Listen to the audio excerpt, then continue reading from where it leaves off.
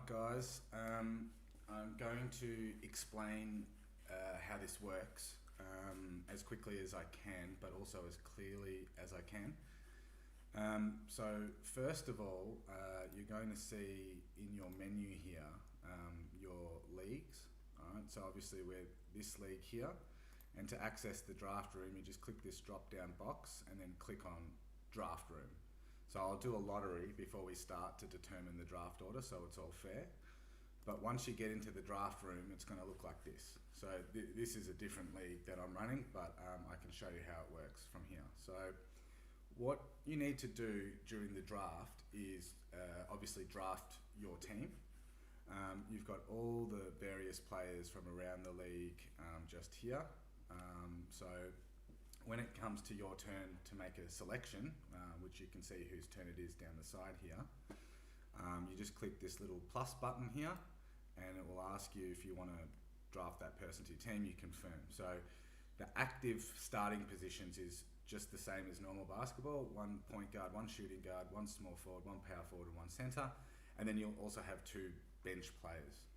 So it's important, I guess, to remember that not all of these teams are in the finals.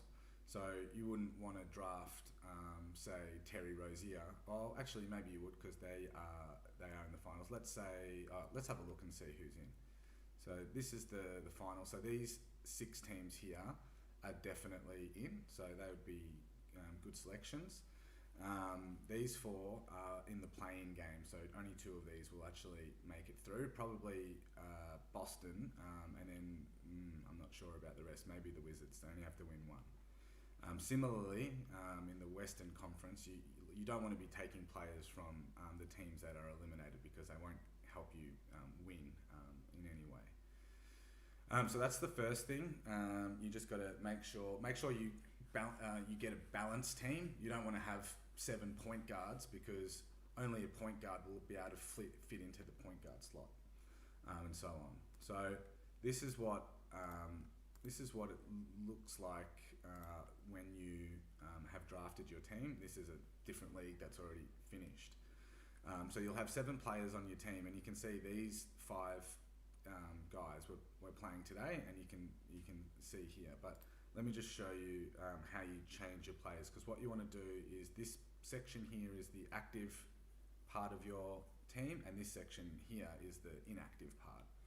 So let's say, for example, I wanted to, Dame wasn't playing today. All right, look, I've got a spare spot at power forward here. Do I have a power forward? I do. I've got Blake, but game's already started today, so I can't move him. But this is how you move the players around. You just can shift them around like this, and then just make sure you submit, and it will change the players around.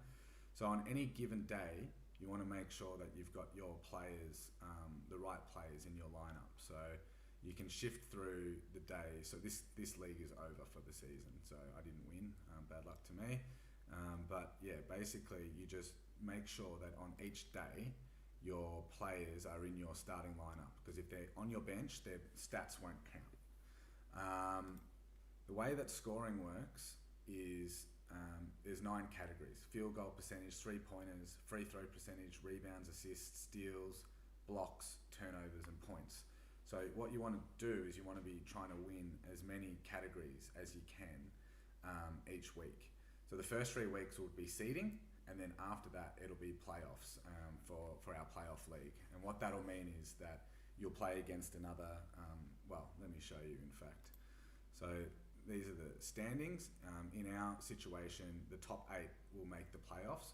So in round 1 of the playoffs, it would be, in this instance, Goga versus Keefe, and then Rochester versus Stockton. And then what happens is each week it's a knockout, and the winner will go through. So Stab City beat Keefe Hoops here, and then he got through the next round. You can see that my team lost in a very close one to Stockton, so I almost made it through.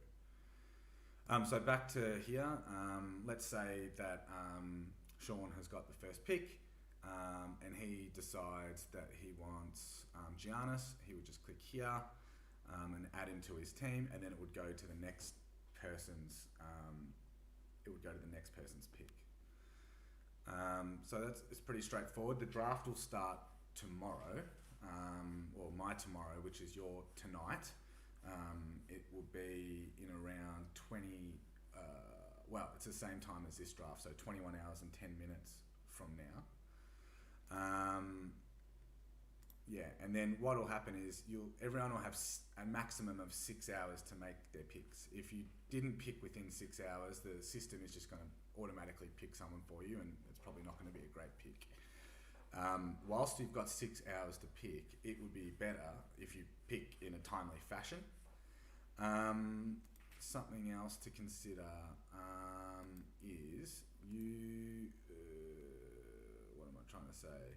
So there is if you're using a desktop, don't need to worry about this, but if you're not using a desktop, there is a mobile app for Android and for iPhone. I'll have to find exactly where it is, the mobile app, but I'll basically send it to you if you want to put it on your mobile. The mobile app's great. You just got to add a page to your desktop and you can access from there. And it can give you alerts and stuff when it's your pick, if that's what you want to do. So yeah, you pick your team.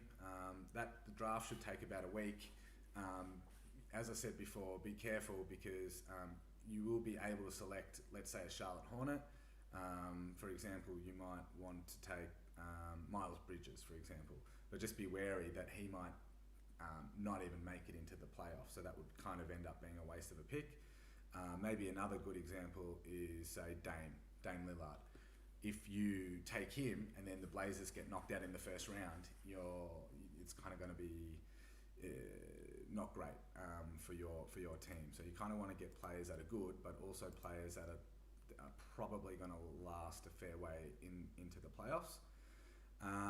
Last thing to mention is I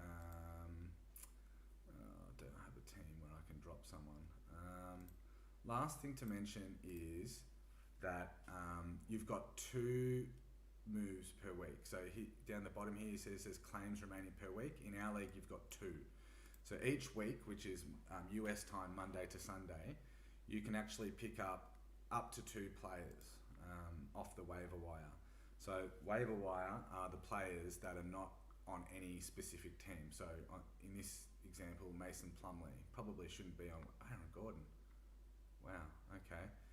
So what I would do if I wanted to pick up Aaron Gordon is I just click on the plus there, I click next, right, and then I'm going to choose someone to drop, let's say Dwight Howard, right, and then I'm going to press submit. In this league, I'm banned from dropping or picking up players because the playoffs are finished and they'll reopen next season. So I can't make that selection right now. But if in our league, if I'd have done that, Dwight Howard would now be on the waiver wire and Aaron Gordon would be on my team. So you've got to use your 2 moves wisely. What you kind of want to do in a way is make sure that you're kind of maximizing the amount of games that you're getting. So for example, Dwight, this isn't a good one. Let me see if I can show us here. Alright, cool. So these are all the players available in our league. And if I look at the schedule, the playoff games hasn't come out yet. But basically, in a nutshell, what you want to do is you want to maximize the amount of stats that you collect. So when you're adding and dropping players, you probably want to make sure you're dropping players that don't have a game on for someone that does have a game on, if that makes sense. All right, so that's it for the tutorial. I'm positive that I've left out a bunch of stuff. What I actually might quickly just rehash is how the scoring works. So you can see here on this particular day, Stockton Shorts had all these guys playing. Down the bottom, you can see that he shot terrible free throw percentage, but he got 5 threes, 19 boards, 14 assists, 6 steals and 4 blocks, 57 points. So they cumulatively added to your totals here. And that'll go for a full week, Monday to Sunday, and then at the end of the week, the winner gets will get the win, and it'll be added to a list like this. And then the top 8 out of our 10-team league will make it to the playoffs. So 3 weeks of seeding games and then 3 weeks of playoffs. All right, that's it, guys. If there's any questions, just feel free to ping me in